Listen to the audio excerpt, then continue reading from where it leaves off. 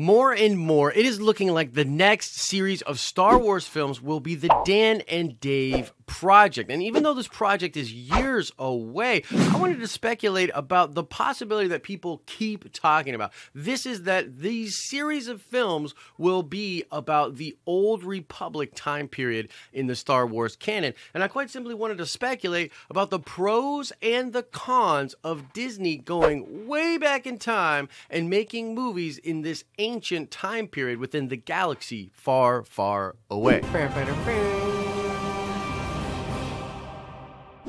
What's up, everybody? My name is Josh. This is the Den of Nerds. If you love them Star Wars, subscribe to this channel. We do Star Wars videos over here all the time, especially on Star Wars Sundays. Now, before we get right into this video, I need to shout out Kira Smith, who got the nerd card question correct in one of my recent Star Wars videos. You definitely know your stuff when it comes to Star Wars, Kira Smith. So shout out to you, and we'll do another nerd card question at the end of this video. So ever since the announcement that Dan and Dave were indeed going to be doing a series of Star Wars films, fans speculated that this would likely be the Old Republic series of movies. Now, this is because Dan and Dave are most famous for being the showrunners and creators of the Game of Thrones television show. And there's a lot of crossover between Game of Thrones and Star Wars. And I mean, if you think about it, with Game of Thrones, you have all of these sets being built that have ancient medieval type architecture. You have all of this armor, all of these costumes,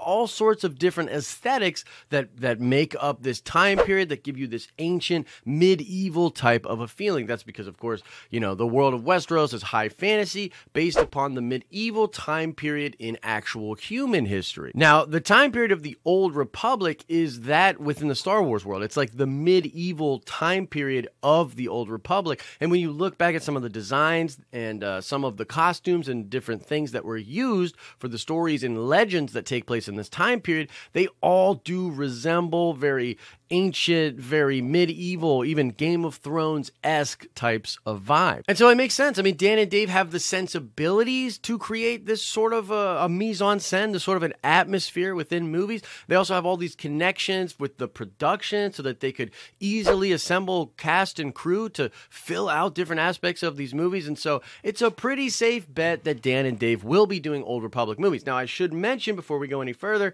technically this is still speculation. We have no idea what Dan and Dave are going to be doing. They could even be doing the next series of movies that take place after the current Disney sequel saga, or they could be doing something completely new, unheard of completely. But my money, and I think the smart money, is on the Old Republic. Now, the Old Republic is not a mystery in Star Wars. It's referenced even in A New Hope when Obi-Wan says the famous lines to Luke that for over 1,000 generations, the Jedi Knights were the guardians of peace and justice in the Old Republic. Before the dark times, before the Empire. He's talking about the Old Republic. It's literally within the first half hour of the movie. And beyond that, the Old Republic was something that was touched on a lot in Legends, in the old expanded universe, and all sorts of different stories. And the new canon with Disney has sort of cherry-picked different parts of Legends and EU material to sort of introduce this idea in the new canon. The most obvious parts of the new canon that talk about this are in Star Wars Rebels, where Yoda sends Ezra Bridger to Malachor. Malachor was, of course, the famous location of the last battle in the Jedi Mandalorian Wars from the Revan Knights of the Old Republic video game. In that story, there was this war between the Jedi and the Mandalorians, and Revan, although he was a Jedi, was being pretty ruthless to try to stop this war. He unleashes this crazy weapon called the Mass Shadow Generator on the planet of Malachor, ultimately defeating the Mandalorians and destroying most of that world. So Malachor is now canon, and beyond even that, and later seasons of Rebels, we hear Kanan talking about the Mandalorian Jedi Wars and boasting that the Jedi ended up winning that war. So they've referenced this thing that happened before in the old legends, so it has happened in the canonical timeline. We just don't know exactly how it has happened. And I think the reason Dave did this in his show, of course I'm talking about Dave Filoni, is because he's a big fan. I mean, he probably loved the Old Republic games,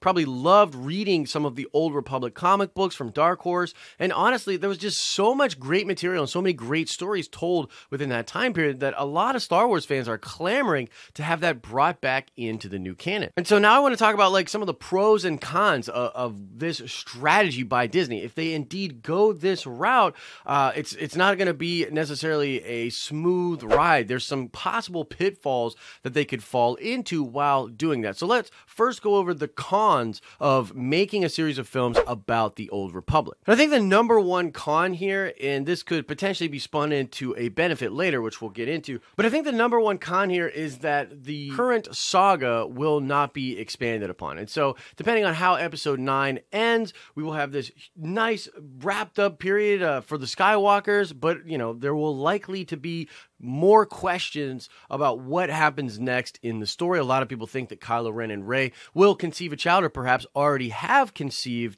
a child. And a lot of us will be wondering, well, what the heck's going to happen with that child? What the heck's going to happen after the resolution of episode 9 in the time period of the galaxy? For a lot of fans, they're like, okay, well, who even cares? This current saga is, you know, not that great. We want new stuff.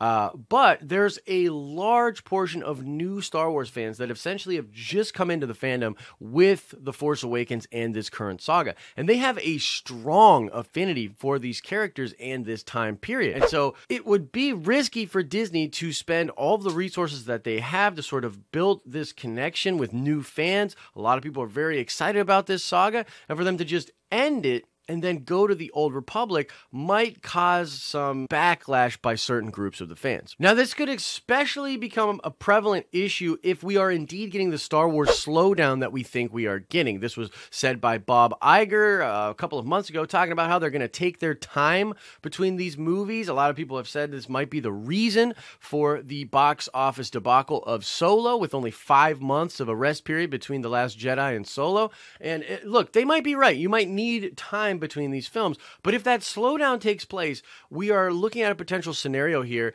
in which the only Star Wars movies that are coming out over a long period of time, something like 4 to 6 years, would be these Old Republic movies. That's a long gap in storytelling between the end of episode 9 and what would be the continuation of that next series, and you have a potential there to have some fans sort of fall off, especially if what happens with the Old Republic just kind of isn't their flavor, it's not their cup of tea. Well, then they might not be interested in Star Wars in general anymore, which would be a mistake for Disney. So that's the first potential con of going to the Old Republic to do these movies. Now, the other con, and this is a really big potential con of doing these films, is that, well, they've already sort of been done, and they've been done really, really well. I mean, the story of Knights of the Old Republic with Revan is one of the best Star Wars stories ever told. It's been expanded upon with novels and with stories about what happened before those events and after those events,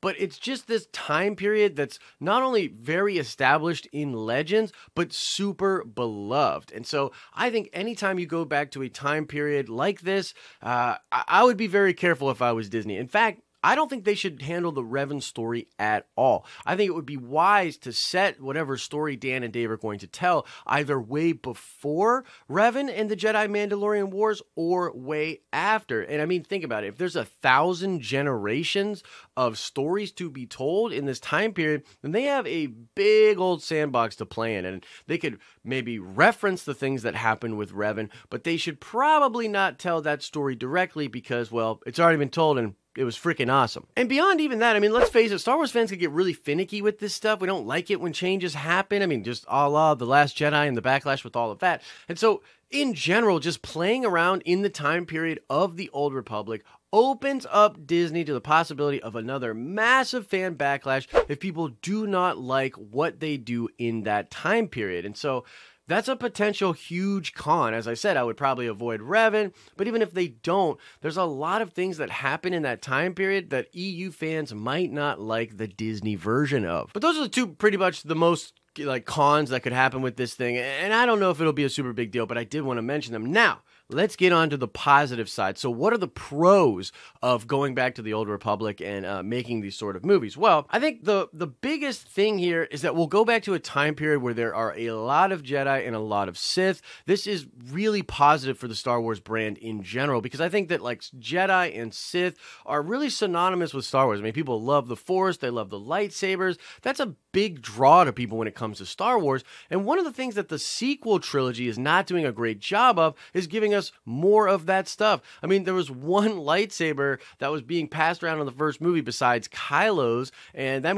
lightsaber gets hucked over Luke Skywalker's shoulder and ends up getting broken in half at the end of that film anyway. So there's not a lot of lightsabers in this current saga, and there's not a lot of Jedi either. I mean, there's basically just Snoke, Kylo, Luke, I guess Leia, and Rey.